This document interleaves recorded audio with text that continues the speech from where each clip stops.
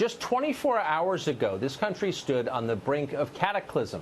After weeks of slow escalation and without a single vote from the Congress, the United States came within minutes of war with Iran.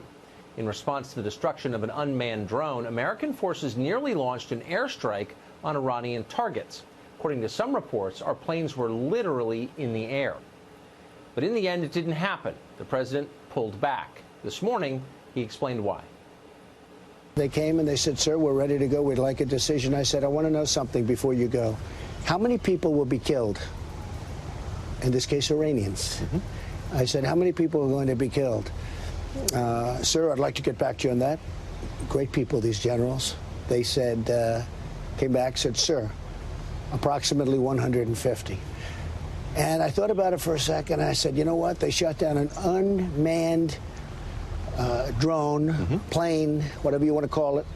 And here we are sitting with 150 dead people that would have taken place probably within a half an hour after I said go ahead. Yeah. And I didn't like it. I didn't think it was proportionate. How many people will be killed? The most basic of all questions, but a question that's too rarely asked by leaders contemplating war. 150 people wiped off the planet in retaliation for a broken drone. Every one of them, the president reminded his staff last night, someone with a family. The whole thing, in the end, offended his sense of decency. He said it seemed disproportionate, and it was. Moreover, airstrikes would have led to a wider conflict with Iran. That, of course, was the entire point of it. Policymakers in Washington crave a war with Iran. Last night was supposed to be the first domino. At the last minute, the president thwarted their plans. For that, he's being vilified. Watch CNN's 36-year-old national security analyst attack the president for not killing enough people yesterday.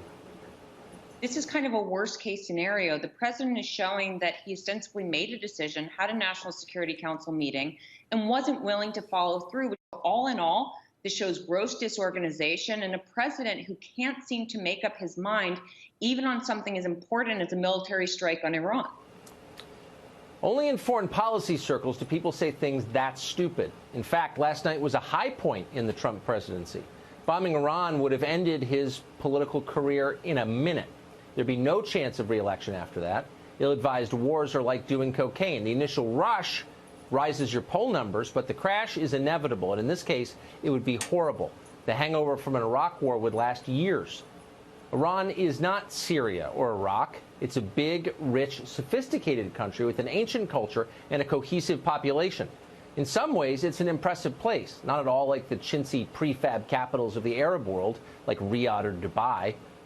We could beat Iran, but it would not be easy. It would cost trillions of dollars. Many thousands of Americans likely would die.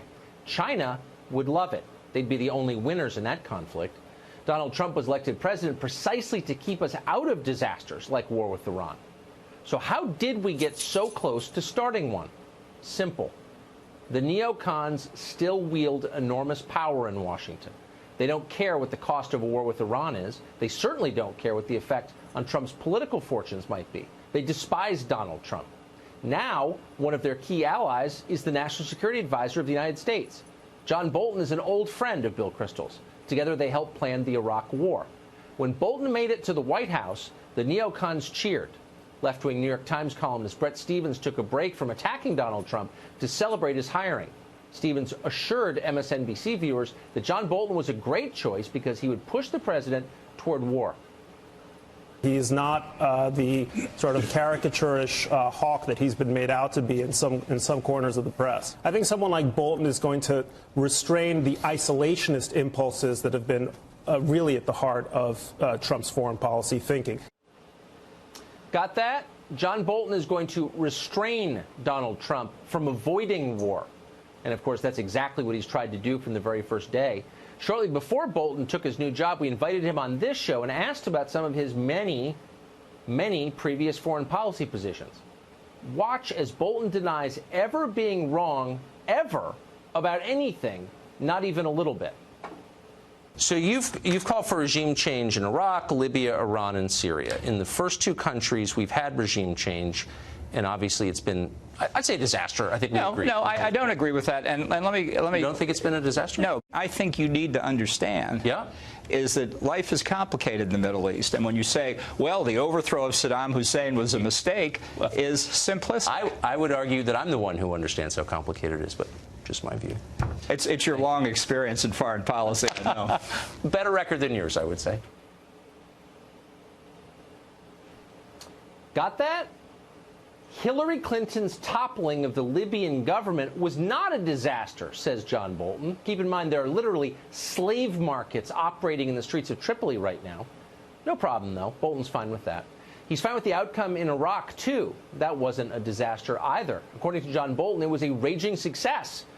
We killed hundreds of thousands of people, lost thousands of our own troops, spent more than $1 trillion, all to eliminate a WMD threat that, despite John Bolton's assurances, never existed in the first place. Bolton is glad we did all that, really happy about it. That's demented. Normal people don't talk like that. There's nothing normal about John Bolton. Check out this piece of tape, recently uncovered, in which Bolton promises that we're going to overthrow the government of Iran. Keep in mind that this was filmed long before the Iranians shot down a single drone.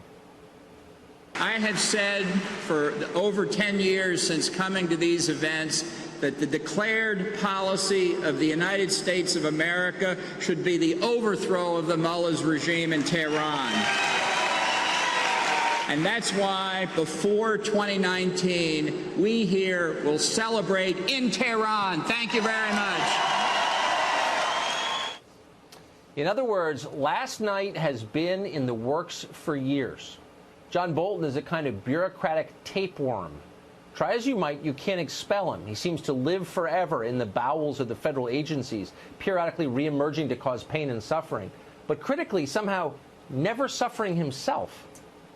His life really is Washington in a nutshell. Blunder into obvious catastrophes again and again, refuse to admit blame, and then demand more of the same. That's the John Bolton life cycle. In between administration jobs are always cushy think tank posts, paid speaking gigs, cable news contracts. War may be a disaster for America, but for John Bolton and his fellow neocons, it is always good business.